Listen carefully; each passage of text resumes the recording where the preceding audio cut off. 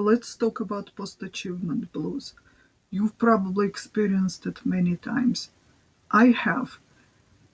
When you achieve a goal, completed a big project, and instead of celebrating, you're feeling completely crushed.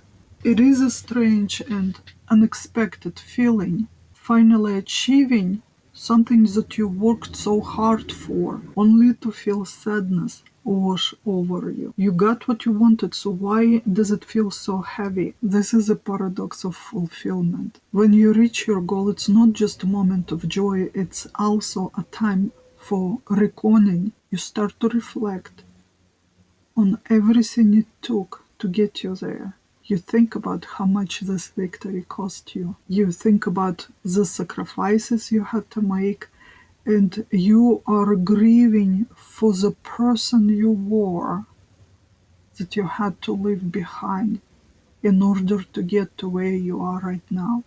And you think about the relationships that had to change or fade away because you've changed, because the path you've chose. The grief you feel because you realize that every gain comes with a loss. Even when we're succeeding, moving forward, we're always losing something. We're always saying goodbye to something. We are losing the way our life was. We're losing familiarity, the way we were, the way our life was, our situation, and that is painful. And that grief and sadness can be confusing. It's as though if I'm feeling sad right now instead of celebrating, it's as though I'm not appreciating what I have, what I've got. I'm not fully appreciating the victory. But it's not true. It simply means that I am human. And in those moments of sadness, I am honoring everything my victory cost me. And you can't fight those feelings. Just let it happen, experience it. Let yourself feel that sadness. It will teach you. Hold the space for everything you've left behind, and then once you've grieved through that process of letting go, you can celebrate your victory with a light heart. Of course, you can try to fight it, you can try to distract yourself. Every time it happens, you probably question yourself and wondering whether there is something wrong with you. Why can't you just be happy? You've got what you wanted. But what you're experiencing after a big achievement, it's more than just emotions or exhaustion. You're experiencing neurochemical crash. It's a biological phenomena. You can't really just think your way out of it.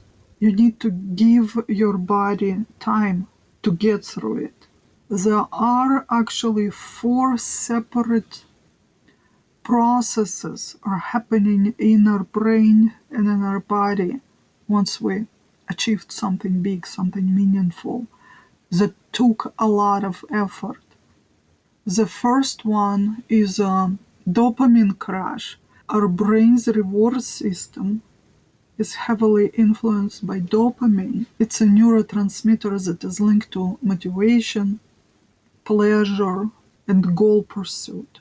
Many people think that dopamine is released once you achieve the goal. It's not true. It's not how it works. Dopamine is actually released in anticipation of achieving the goal. When you are putting in a lot of effort into something, you are working on problem solving, you are pushing yourself, you are working hard toward your goal, you are getting a steady supply of dopamine that keeps you engaged and driven. And once the goal achieved, dopamine levels dropped. If was a big project, took you a lot of effort and took you a bit of time, then those levels of dopamine can drop really drastically. Once you achieve your goal, your brain no longer has the source of anticipation and excitement. And that leads to feeling empty, restless, and sometimes sad. That sudden drop in dopamine levels can be compared to sugar rush. You got your high and then you crash. The second hormone at play here is cortisol. When we're working towards something that means a lot to us, our body is mobilizes and we work in the state of heightened stress. That's what cortisol is. It's a stress hormone. It elevates to keep you alert and focused. And you've probably experienced that when you working on some big project. It's as though you don't need much sleep, you don't need a lot of breaks, you just go, go, go. That's the cortisol's driving you. And once the goal is achieved, cortisol levels drop and you will feel depleted and exhausted. And this is normal. Now your body shifts from the state of high energy output into the phase of recovery, which can feel like an emotional and physical low. And the third phenomenon that you can experience is the identity shift. When you are achieving some big long-term goal, identity shift is inevitable. While you're working towards something, your entire self-concept is tied to being in pursuit of your goals, your dreams, and once you arrive to where you want it to be, that part of your identity dissolves. Who are you now when the chase is over?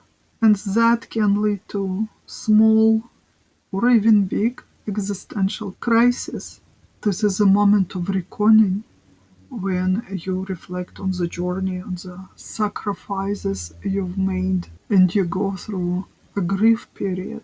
And the fourth phenomena involves serotonin, another neurotransmitter. Serotonin is our happy hormone. It's linked to feeling of contentment and meaning. Unlike dopamine, which fuels anticipation and excitement, serotonin is tied to long-term satisfaction and well-being. And if you don't take your time to process your achievement by reflecting, integrating, processing your emotions, you might not even get the serotonin boost that can turn your achievement into fulfillment. So how do you navigate through this post-achievement slump? Acknowledge the loss. Even positive change involves letting go. Recognizing this grief. Allowing yourself to live through it, to experience it. This is the first step to moving through this phase. Give yourself time for this transitional period.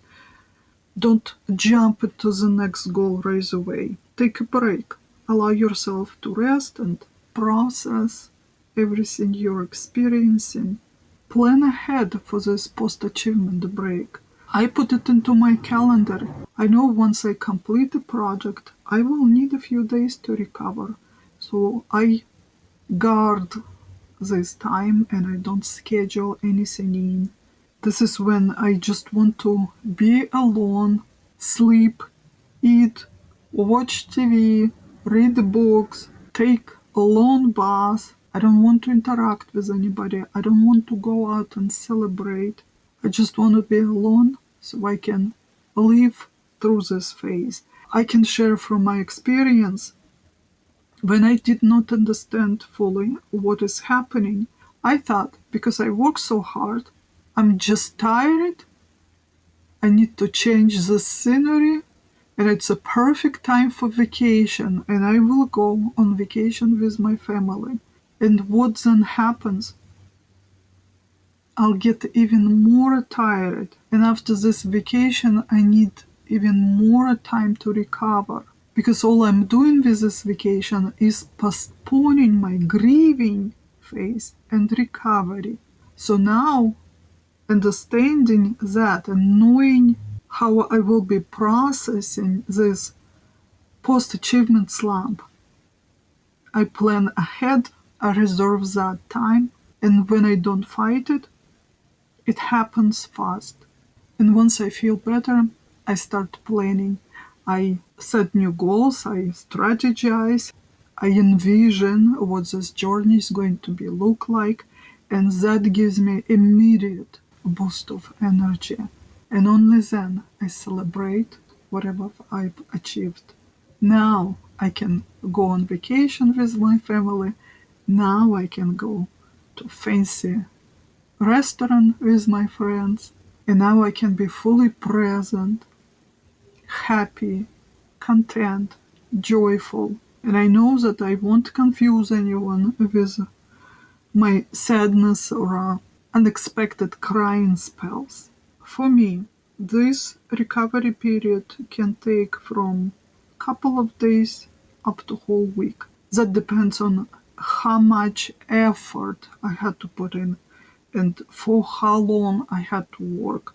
If I had to teach, for example, whole weekend or run a retreat for a weekend, I will need a couple of days to recover. But if I taught a long course, maybe this training took 3, 4, 5 months, then I know I will need at least one whole week to recover. So next time when you achieve one of your goals and you will feel like crying, allow yourself to cry. Know that it's totally normal.